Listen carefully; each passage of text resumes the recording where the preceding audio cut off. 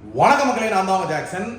Beginners இந்த 5 மிஸ்டேக்கை முக்கியமா avoid பண்ணணும். அப்பதான் எக்ஸாமை வந்து ஒரு ஃபர்ஸ்ட் அட்டெம்ப்ட்ல இல்ல செகண்ட் அட்டெம்ப்ட்லயாவது பாத்தீங்கன்னா வந்து நீங்க கிராக் பண்ண முடியும். ரொம்ப கால அவகாசம் பாத்தீங்கன்னா எடுத்துக்க தேவையில்லை. இந்த ஒரு 1.5 வருஷம் 2 வருஷம் 3 வருஷம் இப்படிலாம் உங்களுக்கு வந்து டைம் வேஸ்ட் ஆகாது. ஸோ நான் சொல்ற இந்த 5 மிஸ்டேக்கை தயவு செய்து பண்ணிடாதீங்க ப்ளீஸ், எனக்காக. ஓகேவா? நான் சொல்றதெல்லாம் பண்ணுங்க, சில விஷயம் பண்ணாதத அப்படின்னு சொன்னாதான் கேளுங்க, சரிங்களா? ஸோ ஃபர்ஸ்ட் விஷயம் பார்க்கறதுக்கு முன்னாடி, நீங்க பிகினர்ஸா இருந்தீங்க, ஒரு பேங்க் எக்ஸாம் வந்து நம்ம ஒரு ஆர்கனைஸ்டா ஒரு ப்ராப்பர் வேல வந்து ரெடி ஆகணும். ஒரு 6 மந்த்துக்குள்ள நம்ம கம்ப்ளீட்டா எந்த எக்ஸாம் இருந்தாலும் அட்டென்ட் பண்ற மாதிரி ரெடி ஆகணும்னா நம்ம ராயல் பாஸ் பர்ச்சேஸ் பண்ணிக்கோங்க. டிஸ்கிரிப்ஷன்ல லிங்க் இருக்கு, அதை பர்ச்சேஸ் பண்றதுக்கு.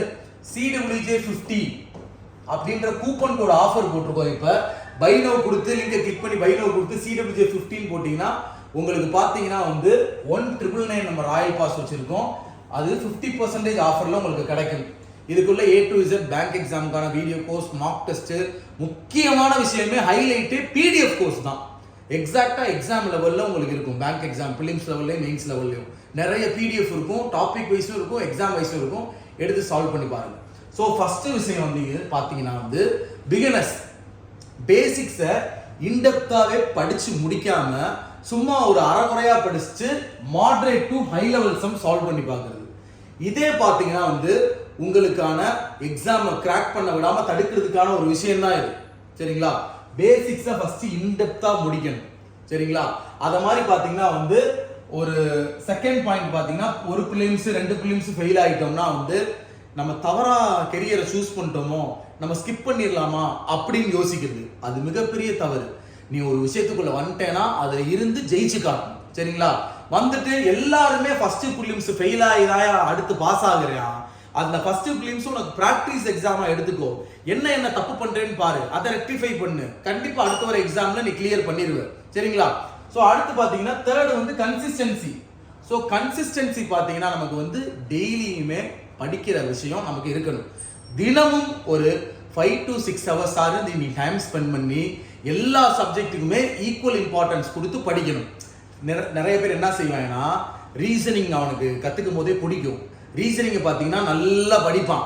அடுத்து பார்த்தீங்கன்னா வந்து ஆப்டி இங்கிலீஷை வந்து கொஞ்சம் தள்ளி போடுவோமே, ஃபர்ஸ்ட் ரீசனிங் முடிப்போமேன்னு படிப்பான். ஸோ அடுத்து ஆப்டி இங்கிலீஷ் தள்ளி போட எக்ஸாம் வந்துடும், அப்பயும் தள்ளி போட்டுக்கிட்டே இருப்பாங்க. ஸோ அப்படி பண்ணக்கூடாது. எல்லாத்துக்குமே ஈக்குவல் இம்பார்ட்டன்ஸ் கொடுத்து படிக்கணும்.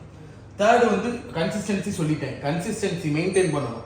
நீங்க அகாடமியில படிக்கிறவங்க இல்ல ராயல் பாஸ் வாங்கி படிக்கிற அப்படின்னா, இந்த மண்டே டு ஃப்ரைடே மட்டும் நான் படிக்கிறேன், சாட்டர்டே சண்டே லீவ் விட்டுக்கிறேன் இப்படின்னு இருக்கக்கூடாது, சரிங்களா?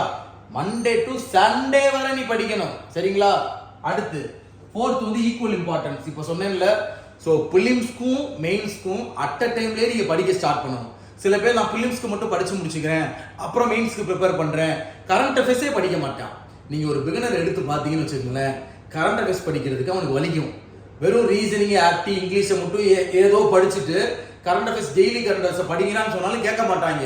எக்ஸாமை ஒட்டியோ இல்லை ஒரு மாதம் முடிஞ்ச பிறகோ ஒரு ஒரு ஒரு திடீர்னு இதை படிச்சே ஆகுற சூழ்நிலை வரும்போதோ அப்பதான் பாத்தீங்கன்னா வந்து கரண்ட் அஃபேர்ஸை முக்கி மொத்தமா சேர்த்து டம்ப் பண்ணி ப்ரெஷர் ஆகிட்டு உட்காந்துருப்பான். ஸோ அதனால ஈக்குவல் இம்பார்ட்டன்ஸ் கொடுத்து அன்னன்னைக்கு எத்தனை டைம் ஒதுக்கணுமோ அத்தனை டைம் ஒதுக்கி கரண்ட் அஃபேர்ஸ்க்கும் டெய்லி டைம் ஒதுக்கி கன்சிஸ்டன்சியா கரண்ட் அஃபேர்ஸும் படிங்க.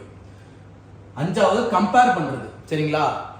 3 வருஷம் ஒருத்தர் ஓட்டப்பந்தயத்துல பிராக்டிஸ் எடுத்திருக்கான், 3 நாள் நீ ஓட்டப்பந்தயத்துல பிராக்டிஸ் எடுத்திருக்க. அப்ப யார் வேகமா ஓடுவா? நீயே சொல்லு. 3 வருஷம் பிராக்டிஸ் பண்ணவங்க வேகமா ஓடுவான்.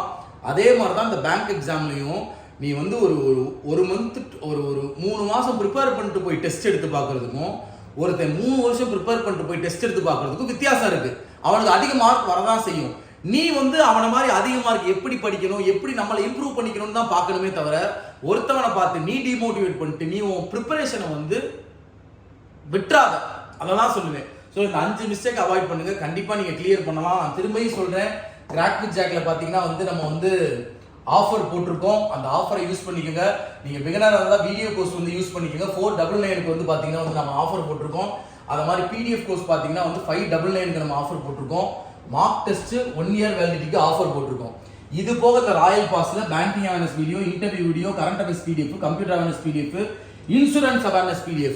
நீங்க இன்சூரன்ஸ் எக்ஸாம் படிக்கிறீங்கனாலுமே இந்த ராயல் பாஸ் யூஸ் பண்ணிக்கலாம். ஸோ இந்த கூப்பன் கோடை யூஸ் பண்ணுங்க, பர்ச்சேஸ் பண்ணிக்கோங்க. உங்களது விடுவது உங்கள் ஜாக்சன் 1010.